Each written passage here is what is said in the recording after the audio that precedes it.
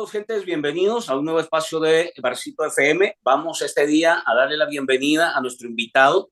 Hoy vamos a tratar de explorar qué está pasando con la agenda económica, un tema que a la gente le preocupa y que, por supuesto, también está trasladando señales de alerta y muy preocupantes. Quiero darle la bienvenida para poder conversar sobre estos temas al economista César Villalona. César, gracias por estar con nosotros en Barcito FM.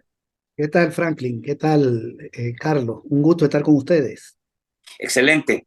Entremos rápido, César, para tratar de ir explorando, digamos, qué es lo que estaba sucediendo. Pero antes de entrarle al tema económico, ayer, a medianoche casi, escuchamos o aparecieron en las redes sociales información sobre cambios en el gabinete relacionado a la agenda económica. Cambios del ministro de Hacienda, el viceministro pasa a asumir ese cargo, el ministro de Hacienda es trasladado a otro espacio, luego hay un cambio de una superintendenta nuevamente relacionada a la agenda económica. ¿Cómo interpretas estos cambios y a qué se debe estos movimientos? Sobre todo porque, hay que decirlo, Hacienda, este ministro de Hacienda es un ministro que en realidad a esta altura, casi a los cierres de los 5 años, deja una serie de condiciones bastante delicadas en materia fiscal. Un hueco fiscal enorme, una deuda creciente, presupuestos que no han sido complementados a las carteras de Estado, inversión pública rezagada. Entonces, ¿cómo ves todo eso, César? Sí, bueno, nos enteramos de esa noticia de la sustitución del ministro de Hacienda, que es el ministro más importante del gabinete económico, porque estamos en un país con una economía dolarizada, donde el Banco Central, por ejemplo, que es una institución que fue muy importante cuando teníamos moneda propia y política monetaria, política cambiaria. Incluso el Banco Central aquí llegó hasta fijar la tasa de interés de los bancos, hasta el año 93. Ya ante la dolarización queda el Banco Central como una institución sin mayor relevancia en la economía nacional y el Ministerio de Hacienda pasa a ser el más importante porque es el que maneja los recursos del Estado. Es más importante incluso que el Ministerio de Economía, porque también el Ministerio de Economía ha perdido mucho peso porque aquí se liberalizaron muchos precios, se liberalizaron, que el mercado lo fije, muchos TLC, se perdió la política arancelaria que se maneja desde ahí. Y el Ministerio de Agricultura, que también es importante, pero está referido más a un sector de la economía que es el agro. Hacienda maneja los recursos para la asignación presupuestaria. De Hacienda depende la inversión pública, dependen los subsidios, depende todo el funcionamiento del Estado.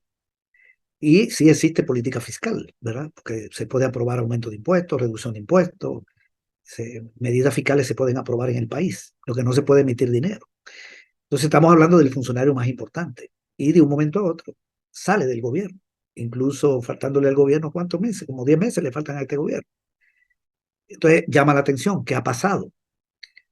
Yo creo, yo no tengo información de qué ha sucedido, pero sí puedo decir que lo que tú señalas sobre su fracaso es una realidad y a lo mejor eso tenga que ver algo con su destitución o puede ser presiones del Fondo Monetario Internacional que está pidiéndole al gobierno que ordene la economía, que ordene sus finanzas, que frene el endeudamiento, que reduzca el déficit fiscal a cambio de un préstamo que lo estaba negociando el gobierno. Y nada camina. Yo no sé hasta dónde el ministro sea el responsable mayor, porque también él depende del presidente de la República y depende también de gente que está ahí en CAPRE, como el hermano del presidente, que tiene mucha incidencia, entre otra gente. Pero sin duda la política fiscal ha sido un fracaso y la economía en general, el manejo de la economía. Aquí no hay una variable económica que esté mejor. Incluso las variables sociales han empeorado, porque tenemos más pobreza que en el año 2019, según la encuesta de hogares del 22 que se publicó en marzo de este año y la encuesta de hogares del 19 que se publicó en el 20. Las dos han sido publicadas por este gobierno y nos da un aumento de la pobreza, de la emigración. Todo está empeorando, pero en el término de las variables económicas, ¿qué tenemos?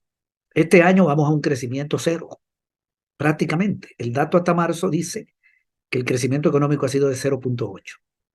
Y el ministro de Hacienda se pasó diciendo que la economía iba a crecer entre 2,5 y 3. El año pasado dijo que la economía iba a crecer 5,5 y que ese era el estimado que se hacía del Banco Central, pero que él creía que podía crecer 6 y creció 2,6, según el dato oficial, es decir, el incremento de la producción. Un ministro que dice cualquier cosa. Y este año la economía va en picada. Pero además de que voy a dar datos sobre cómo va la economía, eh, al mismo tiempo que la economía va en picada, la deuda pública sigue creciendo, porque ya creció en más de 900 millones hasta mayo, con respecto a diciembre. Y la inflación sigue siendo una variable que afecta a la gente, va en casi 4%.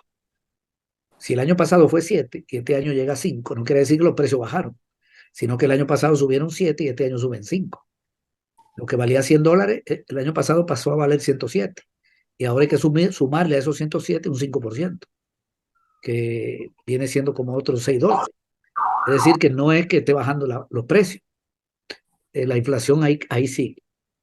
Entonces, ¿qué tenemos en el país? Una economía donde baja la producción, bajan las exportaciones, ya vamos a dar datos, los ingresos fiscales están cayendo, pero crece la deuda, crece la emigración, crecen los precios y crece la pobreza. Aquí la variable que crece son las malas: deuda, inflación, emigración, pobreza y problemas de salud. Y las que bajan son las buenas: la producción, que vamos en un estancamiento; las exportaciones, es bueno que crezcan, porque si no crecen, las empresas exportadoras despiden gente, como está pasando con la maquila, y entra menos dólares a la economía, pues esa está cayendo. Los ingresos fiscales, no es malo que aumenten, porque el gobierno necesita dinero para invertir, cubrir su presupuesto. Pues han caído en los primeros 5 meses, con respecto al año pasado y con respecto a los presupuestados. Y no se ve inversión extranjera. Esa tampoco crece, es al revés. Somos un país Bueno, con inversión negativa. Entonces, ese ministro a lo mejor lo han echado por incompetente. Yo no estoy seguro, pero de todas maneras no hay que lamentar su salida, porque ese ministro no resolvió nada. Todo ha eso es lo que hay que empeorado. preguntarse, sí. Casi 5 años duró. No, duró menos, porque en realidad Él es del 20, de septiembre del 20. dos ministros tuvo este gobierno, ¿verdad? Sí, sí, Nelson creo que ese fue el primero y este actual ministro que está de sí, salida. sí. Eh, en realidad, ¿cómo calificarías el ejercicio desde esa cartera de Estado? Y sobre todo porque en realidad es el eje central. Sobre la Un, base e- de 5 años de este gobierno, ¿y qué un- implicaría el cierre de este proceso él saliendo? Porque dejan a cargo al viceministro. Y eso es lo que te sí, quiero preguntar. ¿Qué implica esto? Porque es una persona desconocida, es una persona que ha sido parte del equipo del ministerio durante hace años, pero es más técnico que otra cosa. Y supongo yo que será mucho más obediente y sumiso a las ocurrencias o improvisaciones de este gobierno. ¿Qué implica eso para el proyecto, digamos, financiero del país? ok, primero la evaluación, que me preguntaba. Yo tengo una evaluación negativa de él. Lo primero es la transparencia. Acuérdate que eh, Bukele lo pone por la renuncia de Nelson Fuentes. Nelson Fuentes renuncia, nunca se hizo pública su renuncia, pero renunció en un contexto donde el gobierno ya había decidido no entregar el FODE a las alcaldías, lo cual es ilegal. Nelson Fuentes se quita ese problema de encima, no quiere caer en ilegalidades. En un momento en que el presidente del Banco Central está diciendo que el gobierno ha manejado 2.600 millones y Bukele decía que no había ni un dólar partido por la mitad o un centavo, y estaba creciendo la deuda pública. En un momento de muchos indicios de corrupción, muchísimos que salieron en el año de la pandemia, incluyendo casos que nadie lo puede negar. Ahí está el caso de Anliker, que hasta los despidió Bukele y está en la lista que mandaron de Estados Unidos. Nelson Fuentes sale, dice: esto no es conmigo, yo no quiero problemas, yo soy una persona joven y me voy. También se fue Anaya, que era viceministro. Los dos venían del gobierno del frente. Y este ministro asume ahí, en ese contexto de falta de transparencia, de manejo turbio de los recursos. La Asamblea Legislativa le pidió, el FMLN tenía 23 diputados, me acuerdo, y Arenas 37, ahí habían 60. Estaban los del PCN, los del PDC, etcétera, y Gana tenía 10. Gana se opuso, el partido al que se había afiliado Bukele, pero le pidieron que llegara a rendir cuenta con los manejos del presupuesto, porque en la pandemia el presupuesto se manejó de manera alegre y no se siguió lo que dijo el decreto de aprobación de los 1.000 millones de los 2.000 millones de bonos, que establecía crear una comisión que iba a manejar el presupuesto, integrada por alguien de la UCA, alguien de FUSADE alguien de la Cámara de Comercio e Industria de El Salvador, no sé qué otras instituciones, eran como 5 instituciones, la Cámara de Comercio, la ANEP, USADE, la UCA y la ESEN. Un presupuesto extraordinario no se hizo, el ministro se reunió con la gente de la UCA y de todas esas instituciones y no le dio información y lo denunciaron públicamente y la UCA renunció y renunció FUSADE. Este ministro no manejó mal esos 2.000 millones porque no lo debía manejar el Ministerio de Hacienda, sino una comisión. Eso está en el decreto y ese decreto lo firmó Bukele y salió en el diario oficial. Lo aprobó la Asamblea. Él fue responsable de eso y Bukele también. Después no llegó a la Asamblea a rendir cuenta. La Asamblea le pidió al jefe de la policía o a la policía que lo llevara por apremio, el Congreso.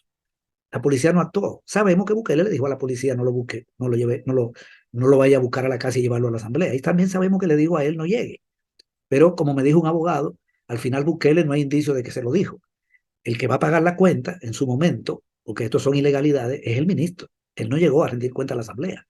Y la Asamblea es la que aprueba el presupuesto. Hay que rendirle cuenta a la Asamblea Legislativa porque el presupuesto es una ley que rige por un año. Es una ley, igual que cualquier ley. Entonces, terrible lo de la transparencia. El informe de Tesorería de Hacienda del año 2020 dice que el gobierno gastó 8.009 millones de dólares. Nunca un gobierno había llegado a 8.000. En el año 19 fueron 7.200 y pico, que fue un año compartido entre Serén y Bukele. Superaron la barrera de los 8.000. Y la Corte de Cuentas cuestiona 1.000 millones de esos 8.000 de gasto. Eso es público, que no dejaban a los auditores de la Corte de Cuentas entrar al ministerio. Ni el ministro, ni la policía. Y eso pasó así. No está auditado el informe de tesorería del 20, mucho menos 21 y 22. Entonces, este ministro es responsable de esos manejos y de la falta de rendición de cuentas, de todos esos indicios de corrupción. Lo otro es el manejo de la finanza. La deuda pública, cuando llegó Serén, estaba, hablemos de finales del 19, cuando ya termina ese año, un año donde el FMLN gobierna hasta mayo y Bukele hasta diciembre. Ok, cerremos. Ahora hagamos como punto de partida diciembre del 19. Deuda pública, 19.200 millones. ¿Cómo está hoy? 26.200 y pico de millones. Ha crecido la deuda en casi 6.000 millones de dólares, un 30%. Solo 20, 21, 22 hasta mayo, 3 años y 5 meses. Y representa ya más del 80% del Producto Interno Bruto. Es bajo la gestión de este ministro, porque él agarró la finanza en septiembre del 20 y es el que ha seguido. Un fracaso en el tema de la deuda. La ejecución presupuestaria, un desastre. Presentan presupuesto desfinanciado, sabiendo que no hay dinero para ejecutar lo que dicen. El año pasado 9.000 millones y ponen 1.800 de inversión en obra, en construcción, en capital humano. Invierten 700, no invierten 1.100. ¿Qué prometieron el año pasado? Reparar 3.000 escuelas, 1.000 escuelas. Repararon 6, según una información del periódico Voces, una investigación. 75 millones en obra de mitigación del Ministerio de Obras Públicas, cero inversión. 4 sedes de la UE, ninguna. 7 pasos de nivel, ninguno el año pasado. Paralizaron inversión, porque el ministro le aprueba a Bukele un presupuesto sabiendo que no hay dinero para financiarlo. No logró colocar ni un bono en el 21, ni un bono en el 22, ni en lo que va del 23. Y lo que le dijo a Bukele fue: ordeñemos la banca pública, agarrémoslo el dinero del Banco Agrícola, de los bancos nacionales, y bajemos la reserva de liquidez del Banco Central, que le libere fondos a los bancos y se lo agarramos para financiar una deuda. La deuda de corto plazo, que hay que pagarle en un año, Serén la dejó en 700 y pico de millones y ya está en 2.700. Una deuda con la banca, que hay que pagarla y no está en el presupuesto, se paga pidiéndole prestado a los bancos, se le pide prestado y se le paga.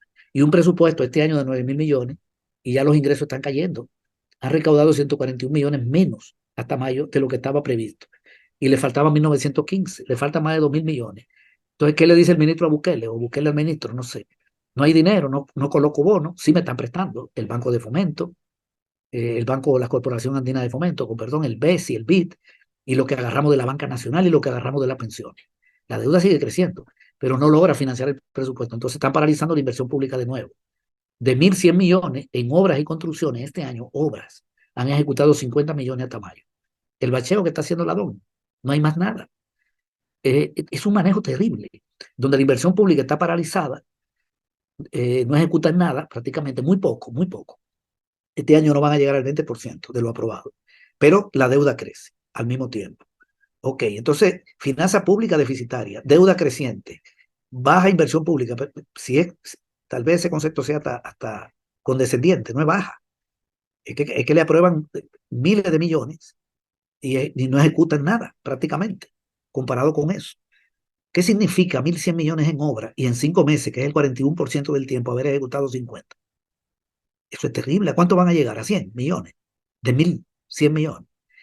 Eso es promesa. No quiero decir que no haya nada, ¿verdad? Quiero, a partir Ah, de todo este entorno que vemos, porque a mí lo que me sorprende es este tipo de dinámica donde aparentemente todo es normal. Este no es el primer funcionario que se va sin dar explicaciones, sin rendir cuentas, etcétera. Pero en este caso, que es el ministro del manejo fiscal de los recursos, ¿es posible que un funcionario de este nivel de responsabilidad se vaya sin decir y sin poner las cosas claras, sobre todo en un ciclo donde hemos tenido un manejo de los recursos públicos por debajo de la mesa? Nadie conoce dónde se manejó el recurso. Se compraron Bitcoin 300 millones, no sé cuánto, y nadie sabe cómo. Se han metido las manos en la AFP y nadie sabe qué pasa. Entonces, ¿es posible que un funcionario de gobierno de este nivel de responsabilidad se vaya? Muchos en las redes están diciendo que al contrario de que ha sido sancionado o cuestionado, que de alguna manera por la preocupación en la condición en la que está el país, más ha sido premiado porque va a un cargo donde el salario se triplica o cuatriplica, digamos, en función del cargo o la responsabilidad que tiene. ¿Se puede ir un funcionario público en este momento, digamos, sobre todo el ministro de Hacienda, con tantos señalamientos que se ha tenido? bueno, no debería irse así nomás por el cargo que ha tenido. Ningún ministro, ¿verdad? Pero aquí suceden cosas muy raras, muy raras. Eso no debería ser. Él debería rendir cuenta. Incluso yo creo que él tiene cuenta pendiente con la justicia, porque él desobedeció un llamado a rendir cuenta en la Asamblea.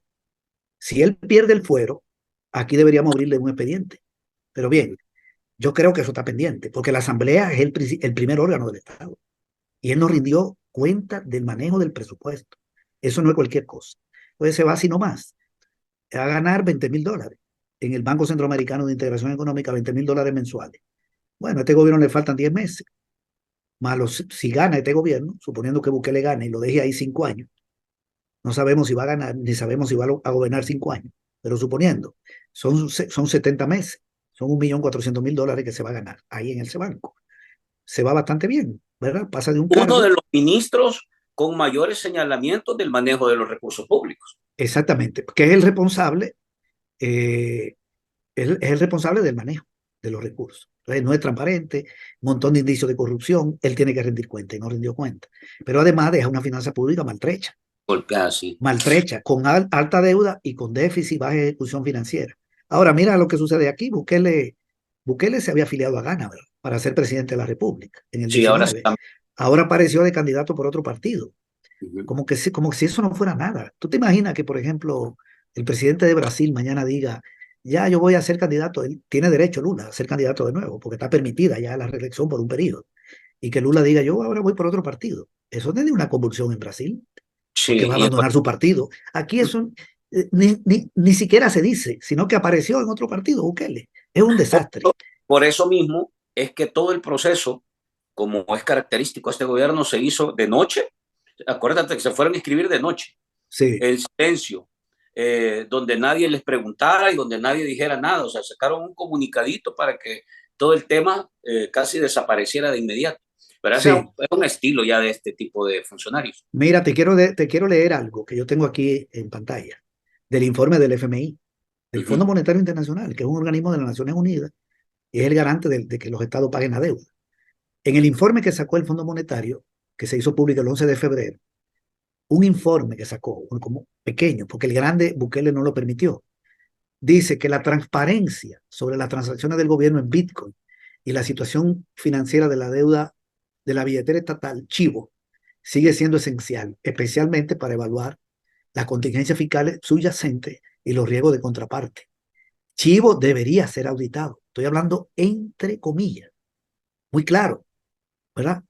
No hay transparencia. También dice las auditorías sobre el gasto de emergencia relacionado con la pandemia, eso es entre comillas que lo estoy leyendo, financiado por el Instituto, por el Instrumento de Financiación Rápida de 2020 del FMI y el préstamo de emergencia del BID debería finalizarse en el 2023. La auditoría debería finalizarse en el 23. O sea, ¿por qué el FMI y el Fondo Monetario le aceptaron esto al gobierno, pero no ha rendido cuenta de un gasto del 20 y el fondo le está pidiendo que rinda cuenta. Es impresionante este informe del FMI. Entonces, bueno, se va como si no pasara nada a ganar mucho más dinero. Ahí va a salir millonario, incluso sin corrupción. Estoy hablando de su salario. No le estoy Ujú. diciendo corrupto por ganar $20,000, pero es Sí, un claro. buen puesto, es un buen puesto. Y ahora llega un tipo, ¿a qué?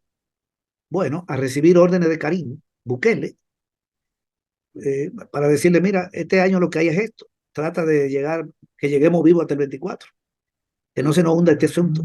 Los ingresos están cayendo y la economía no levanta cabeza.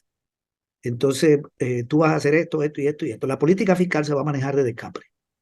Ese ministro que llega no tiene nada que opinar, va a ser un operador de una política manejada por la familia gobernante. Eso es lo que viene. Y esto es muy riesgoso porque parece que esa familia, salvo el papá, como que no son muy buenos en el manejo de los negocios. Y está manejando el Estado como negocio. El Bukele quebró, hasta, dejó casi quebrada la alcaldía de San Salvador, con unos negocios en Muchos los que se dicen, metió. muchos dicen, César, y lo han comentado no por una ocasión, sino por varias, es que mal paga el diablo a quien bien le sirve, dice, por varios casos que han tratado de servirle obedientemente a la familia Bukele y a Nayib Bukele y después terminan pagando los costos, terminan presos o de otra manera. Es posible que este ministro que ahora está asumiendo sobre la base de que no tenemos información de nada de cómo se han manejado antes los recursos y las finanzas públicas, va a tener que venir a firmar cosas que quedaron pendientes y que muchas de esas pudieran entrar en entornos de ilegalidad o de cosas no tan solventes y sanas. Bueno, mira, para mí, este va a ser un empleado de casa presidencial, no va a ser un ministro deliberante. En 10 meses no tiene nada que hacer tampoco, porque no le va a dar vuelta a una situación heredada. Yo creo que este tipo ahí, a saber si se va a comprometer firmando cosas, pero hay una situación delicada en la finanza pública. Puede ser que haya habido problema con el FMI. El FMI le haya dicho, ya te me lleva ese ministro, porque el FMI casi acusó al gobierno de corrupto. En su informe también habló de que los estándares de la transparencia fiscal deben ponerse a como estaban antes de la emergencia. Es decir, le habló de la ley de responsabilidad fiscal. Las estadísticas fiscales deberían alinearse con estándares internacionales. Es decir, este ministro se va acusado de corrupto por el Fondo Monetario, pero este problema no es solo del ministro, es del Ejecutivo. Y el que viene, yo no creo que venga a hacer un manejo Sano, sano, no viene a transparente, porque limpiar, es una decisión del Ejecutivo, o no sea, viene a limpiar, del manda sino más, no viene a limpiar, sino que viene a intentar tapar el desastre que han dejado, que ha más o dejado menos. el otro, y aplicar la política que le dicte desde la Claro. presidencia. Eso es lo César, que hay. Sí, pasemos rápido a tratar de hacer una lectura porque quiero preguntarte, hace unos días tú compartiste una información relacionada al estado, digamos, financiero, un poco la ruta. ¿Cuáles son, digamos, en los últimos 3, 4 meses, cuáles son, después de la encuesta de hogares que vimos, César, ¿te acuerdas que hablábamos de un poco de cómo sí. se... ¿Cuáles son los elementos nuevos que aparecen en materia fiscal, proyecto, digamos, económico y las finanzas del Estado? ¿Cuáles son los elementos, las alertas más importantes que la gente debe ponerle cuidado, el sector privado y nosotros como país? Ok, hay un primero, que es la evolución de la producción. Ya hay un dato de cómo va la economía al primer trimestre en cuanto al crecimiento económico, que es el crecimiento de la producción de bienes y servicios. ¿Cómo está la producción? El dato dice que ha crecido 0,8, o sea, no ha llegado a 1 el crecimiento económico, 0,8 hasta marzo. Eso es terrible, porque la economía salvadoreña tiene un potencial de crecimiento de 2,2, tomando en cuenta un montón de factores, no lo podemos detallar. Cuando crece por debajo de 2,2, está en un ciclo recesivo, pero aquí no llega a 1. Y yo te voy a tratar de demostrar que puede ser que esté creciendo menos, porque el dato es hasta marzo de crecimiento. Y nos está diciendo que el agro cayó menos 2%. El agro, menos 2%. Eso hay que ponerle atención, porque la actividad agrícola es la que genera los alimentos básicos, o la mayor, o una buena parte, porque también la industria genera alimentos. Y es el segundo sector en empleo después del comercio. Hay más gente trabajando en el campo que en la industria, sin incluir la construcción. Y también genera materia prima. Ok, aunque aquí está muy debilitado. Si hasta marzo el agro ha caído 2%, Lo que viene peor porque ahora estamos en la sequía. Para marzo todavía no teníamos el lío. También dice ese informe que hay caída en el comercio, hay caída en las comunicaciones y hay caída en un rubro que se llama atención en salud humana y asistencia social. Y la industria está estancada. Están cayendo la maquila. Entonces, esto es lo primero. Segundo, nos está diciendo ese informe del Banco Central que el consumo privado cayó menos 0,1%. ¿Qué es el consumo privado? El consumo de nosotros, de la población. Ese es el consumo privado. Entonces, si ha caído menos 0,1, estamos comprando menos. Esto es hasta marzo, insisto. Puede ser que esté peor. Ok. Pero también hay otros indicadores, por ejemplo, las exportaciones. Las exportaciones, el dato no está hasta marzo, sino hasta mayo. Este es un dato importante, porque de eso que se produce en el país, una parte se vende en el exterior, que son las exportaciones, y otra parte se vende aquí en el mercado nacional. Entonces, vamos a ver cómo va eso, pero ya no hasta marzo. Adelantémonos un poquito más. ¿Qué pasó en mayo? Que las exportaciones cayeron menos 7,5% y cayeron en cantidad y en dinero.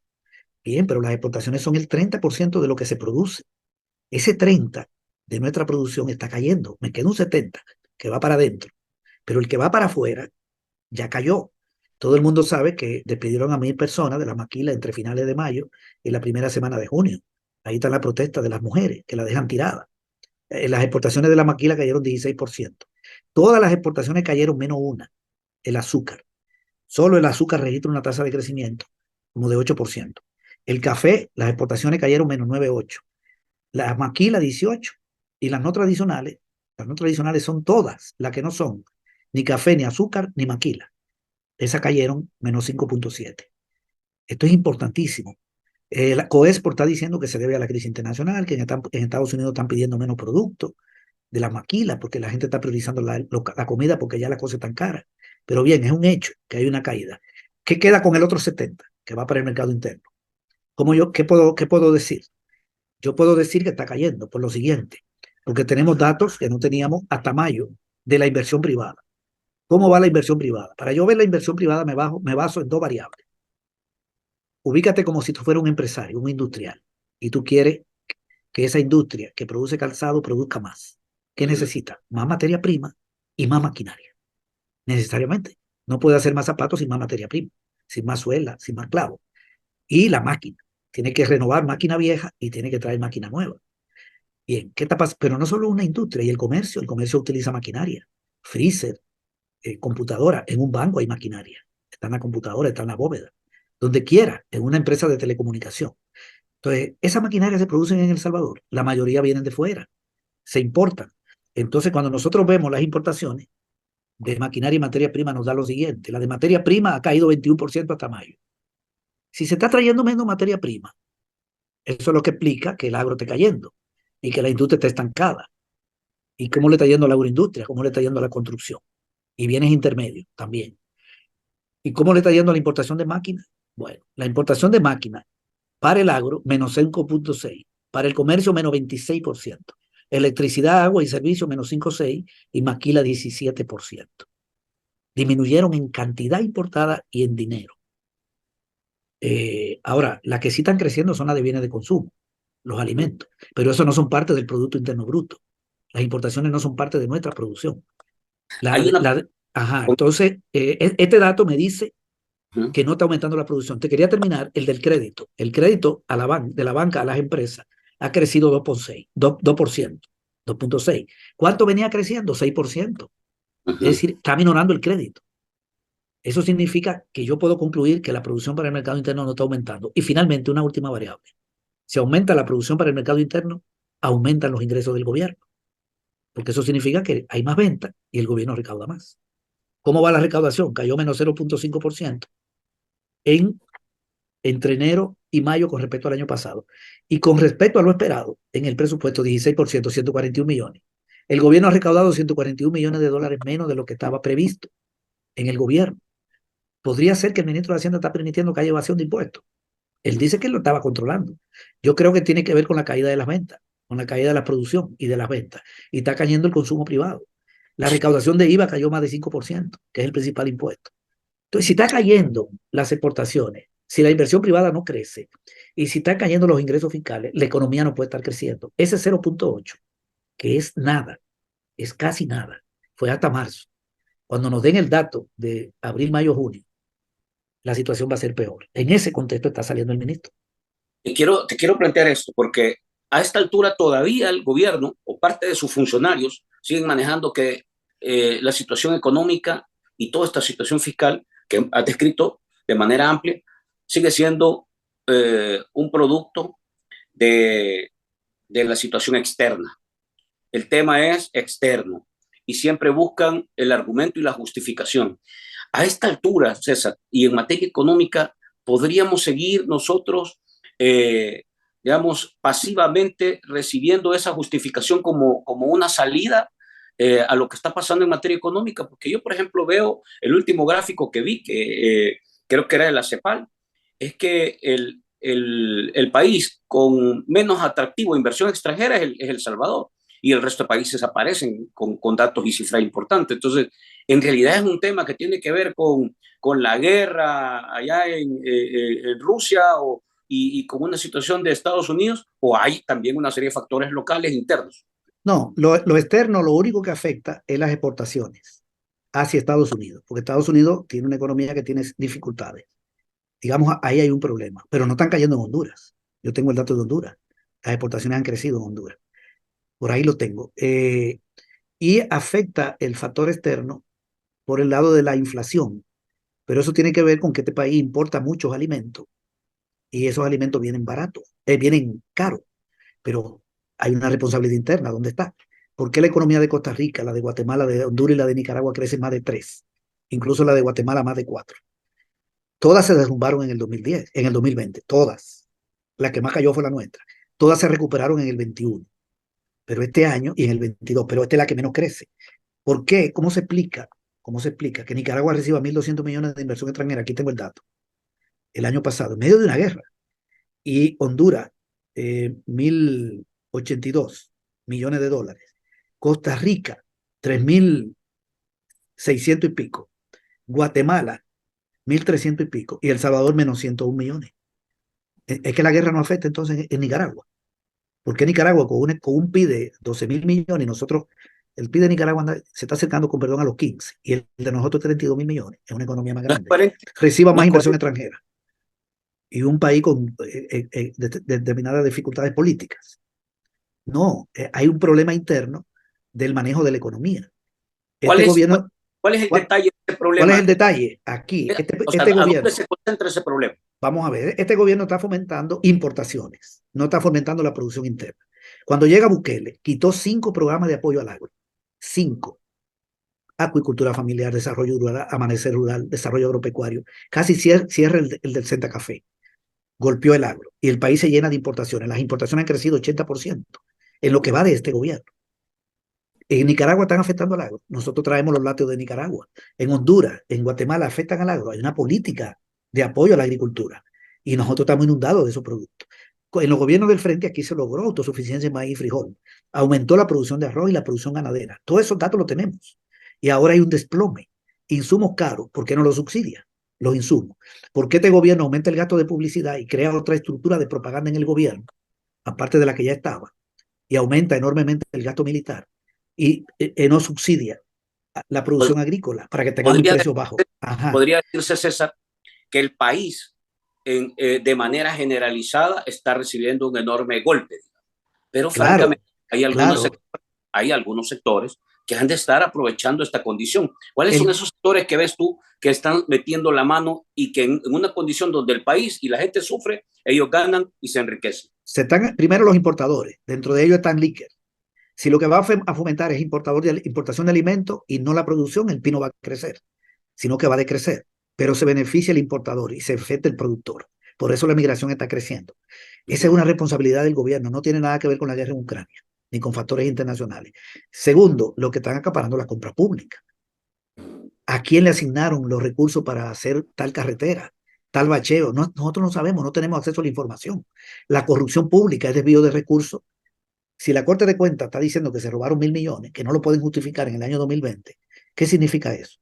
Ese es el presupuesto del Ministerio de Salud de un año. Es 3 veces el presupuesto del Ministerio de Obras Públicas. Ok, si hay corrupción pública y hay un endeudamiento enorme por un agujero financiero, y Bukele no se atreve a plantear una reforma fiscal para conseguir dinero de los que tienen, como lo prometió la progresiva, entonces va a tener un déficit que lo está financiando con endeudamiento. Como no puede vender bonos, ordeña la banca nacional. Como ordeña la banca nacional no le está prestando a la empresa privada. Y la economía no va a crecer porque le está prestando al gobierno para que le pague a la banca. Como tiene bancarrota, ya decidió no pagarle a los fondos de pensiones 4 años. 2.000 millones. El dinero que ustedes tienen en las AFP, si están cotizando, no va a recibir ese fondo de ustedes ni un centavo del gobierno en 4 años. Afecta a la gente. Ahí está. Perfecto. Para resolver un problema del gobierno.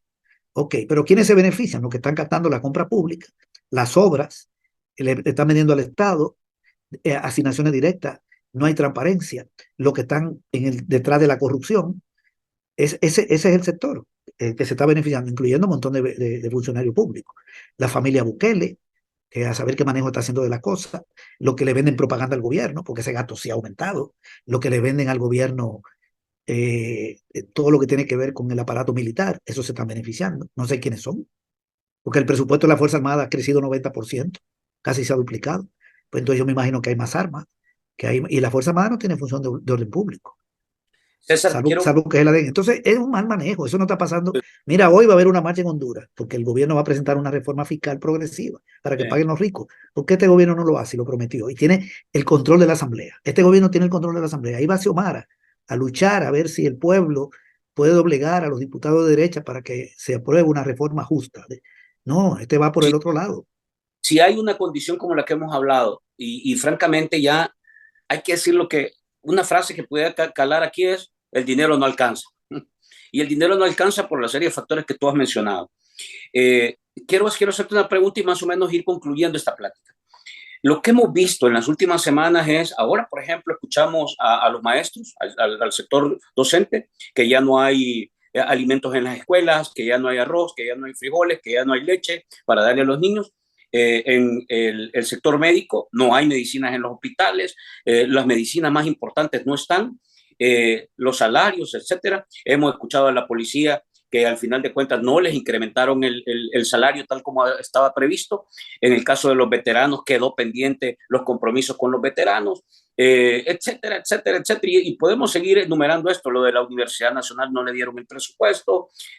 Bah, ¿cómo esto en realidad va a traducir este último ciclo del año, tomando en cuenta que ya el dinero no alcanza, que hay un hueco fiscal que no se ha cubierto, que el endeudamiento está llegando a límites extremos? De hecho, creo que hay muy pocas probabilidades que alguien te siga prestando. Y los bonos creo que ya nadie te los compra. Entonces, ¿qué perspectiva hay de cara a la institucionalidad en esta lógica de que el pisto no alcanza cuando nadie roba? Y al final de cuentas, ¿cómo va a terminar pagando los platos rotos la gente? Porque al final es al que le suben los precios de los frijoles, al que no le alcanza para comprar el arroz, el maíz, etcétera. Las tarifas siguen subiendo, el agua, la luz, los tributos municipales. Ahora me estaban escribiendo en redes que ya hay buses, hay rutas de buses, la 42B, la 42C, que ya cobran entre 45 y 50 centavos. Entonces, lo que vemos es que al final el mal manejo de la cosa pública lo va a terminar pagando la gente, comiendo menos Correcto. o pagando más. ¿Cómo resumís esto? Ok, correcto. ¿Cómo va a terminar este año? Este año va a terminar muy mal, para la economía y para la gente en concreto. Para la gente, ¿qué es lo que hay? No hay empleo y todo está caro y los ingresos no mejoran. Este es un año que no hay aumento salarial, que es la principal variable. Las remesas ayudan, pero no son suficientes. Siguen creciendo, pero menos. Este es un año donde deberíamos cerrar con más pobreza. Cuando nos den los datos de pobreza, debe estar más alta, porque el costo de la vida ha seguido creciendo y los ingresos no, y está cayendo el consumo privado. No hay ninguna duda de que hay más pobreza, menos poder adquisitivo, y el empleo no crece, no hay empleo. Y lo dicen las encuestas, que eso, digamos, esas son las variables peores para la gente. También está lo que tú señalabas de la medicina. Fíjate que el Ministerio de Salud ha ejecutado hasta ahora el 28% del presupuesto, hasta mayo. Debió haber ejecutado el 40%. No van a ejecutar el presupuesto. Pero lo mismo está pasando en educación. Para la gente, el vaso de leche dijeron que lo iban a dar 2 veces en el presupuesto. Si no lo están dando ni un día, peor. Pero 2 veces ya es eliminarle 3 días, que era como lo daba el FMLN, que era 5. O sea, para la gente no hay salida. Ni habrá salida si Bukele sigue ganando elecciones el año que viene, suponiendo, no sé. Bien, pero ¿cómo va a terminar el año? van a contraer la inversión pública. Eso es lo que hace el gobierno. Presenta un presupuesto, no consigue el dinero, sale peor porque además se roban una parte posiblemente. Y ahora están cayendo los ingresos peor que el año pasado, porque el año pasado no cayeron. Entonces, paralízame la inversión, paralízame. ¿Cuánto han invertido de los 1.100 millones? 50. Eso no es nada, 50 millones. Eso van a llegar a 100, ya yo decía. Entonces, ahorran por ahí y se ahorraron 500 millones, 570 que no le van a pagar a las AFP. Es decir, van a llegar vivos a fin de año, ahorrándose 570 millones que no van de gasto, tenían que gastarlo, que es un pago de una deuda. Con los fondos de pensiones que administran las AFP, dinero de la gente, un respiro de 570, más una paralización de 1.000 millones de obras que no la ejecutan. Y los otros ministerios ejecutando también poco, no solo obras. Mira, el Ministerio de Desarrollo Local, tremendo nombre, Desarrollo Local, ha ejecutado el 19% del dinero en 5 meses. 5 meses es el 41% del tiempo en un año, de 12 meses. El de turismo, dicen que está viniendo turistas, ha ejecutado el 24%. Todos los presupuestos de casi todos los ministerios van a terminar con un nivel de ejecución de entre 60 y 70%, salvo uno. Hay uno que está gastando más de la cuenta. Hay un ministerio que se está excediendo, que es el de Relaciones Exteriores, ya gastó el 52% del dinero. Pero eso es para el lobby en el exterior, a Bukele. La Cancillería está actuando en el exterior. Todos los demás no ejecutan. Ok, paralizan las obras. ¿Cuántas sedes de la UE van a inaugurar? Hasta ahora no han arrancado con ninguna. ¿Cuántos pasos de niveles de los 7 que volvieron a poner en el presupuesto van a inaugurar? Tal vez uno. No sé, pero esa es la salida. Entonces, una economía trancada. Bukele le dice al ministro de Hacienda, no me despida gente del gobierno, porque me voy a meter en problemas. Paguemos la deuda. Sí, la van a pagar, porque me meto en problemas. ¿Qué otro gasto tenemos? Compra de bienes y servicios. Síguelo comprando, porque son los empresarios de nosotros que están metidos en el negocio. Pero bájame un poco la medicina, porque no hay mucho dinero, bájame por aquí. Compra lo que pueda. Ese gasto restrígelo un poquito. Y el otro, el de inversión, ese paralízame. Paralízame. Ese es el grande, que no se ejecuta, me refiero. No es el más grande, pero es dentro de lo que no se ejecuta. Estamos hablando de un presupuesto de 9.000 millones y aprueban un gasto de capital de 1.600 y obras de eso son 1.100. Si Aunque hacen es, 100, entonces es un desastre, pero terminan, digamos, el año. ¿Qué sí. viene después? El año que viene. Obligatoriamente el gobierno va a terminar con un acuerdo con el FMI y un programa de ajuste que va a implicar recorte del gasto público y impuesto al pueblo. Ujú. No le veo escapatoria a este gobierno. Eso, eso lo va a Salvo hacer que me después de la equivoque y el elección. gobierno le ponga impuestos a los ricos. Pero este Eso gobierno lo va no a es de hacer después de izquierda. la elección. Sí, después de las elecciones es lo más probable, Viene porque la otra, ¿cómo se llama? tiene que venir una cirugía fiscal, porque busca las opciones. Una deuda enorme, no puede vender bonos, no vende bonos, no tiene acceso a los mercados de capitales, ni en el 21, ni en el 22, ni este año. Y si lo vende, es carísimo. ¿Qué Ahí le, no qué tiene acceso. qué le Ajá. toca, digamos, es bien difícil decirlo, pero tomando en cuenta todo este escenario, y hoy sí para cerrar, César, por tu tiempo también, eh, Sí. ¿cuál es la receta que toca pensando en lo que en este escenario tan complicado? ¿Qué le toca a la gente, a la oposición, al país, en materia de una economía que al cierre de estos 5 años va a ser muy difícil levantarla? Entonces, ¿cuáles son como las opciones que tienes para tratar de no debilitar más o de no caerte o de no destartalarte en el camino? Porque es bien Bueno, jodido. mira, lo ideal sería darle una derrota a este régimen por la vía electoral, porque aquí no hay otra vía. Ok, eso sería lo ideal. La gran salida es Bukele fuera, su régimen se acabó y creamos un gobierno, no sé cómo llamarle, tal vez de salvación nacional, salvar la nación. Se me ocurre un nombre así, puede ser cualquier otro nombre. Eso implica una gran alianza, no es fácil, hay que sumar todo lo que se pueda contra el régimen. Ujú. Eso sería lo ideal. La población debe contribuir a eso. ¿Qué necesita la población? Dos cosas: información veraz y organizarse.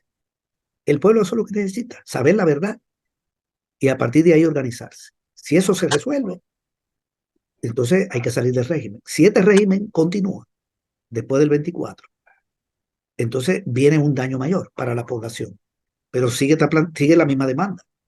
¿Cuál es la demanda? Tenemos que cerrar fila a través de una gran alianza. Aquí se necesita una alianza la más amplia posible y educar al pueblo, informarle al pueblo y luchar por su organización. Porque hay que decir lo siguiente: El tema de la economía, como está, puede implicar que también el gobierno se vea tentado a elevar los niveles de represión. O sea, aplicar un programa del Fondo Monetario no se hace por la vía insensible, de manera insensible, Sí. porque eso implica subirle hasta el punto al IVA, 5 puntos Alguien al debe IVA, pagar esas cuentas, así de sí, sencillo. y quitar subsidios.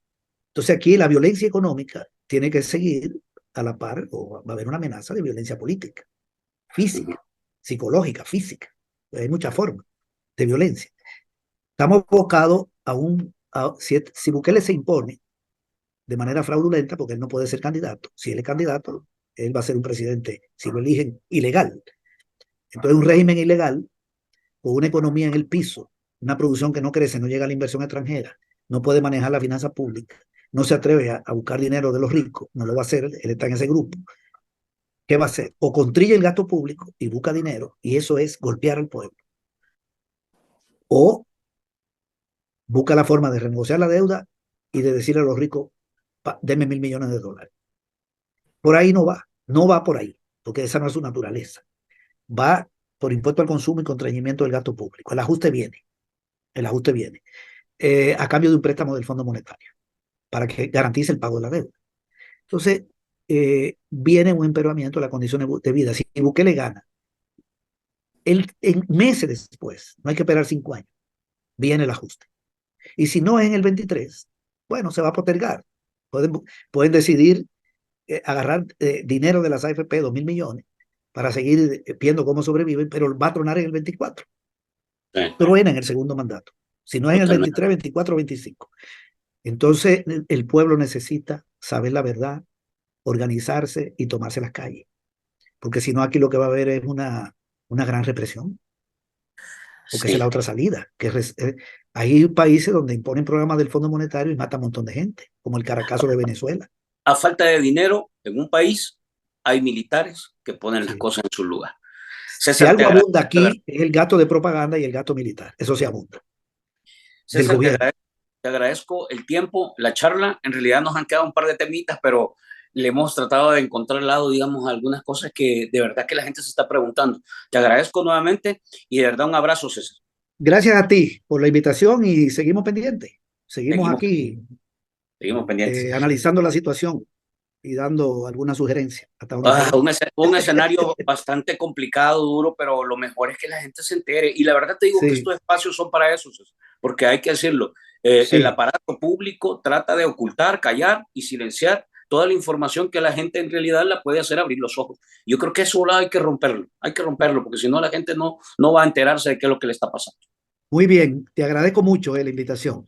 Gracias, César. A ustedes, amigos, nuevamente gracias y hasta la próxima. Un abrazo.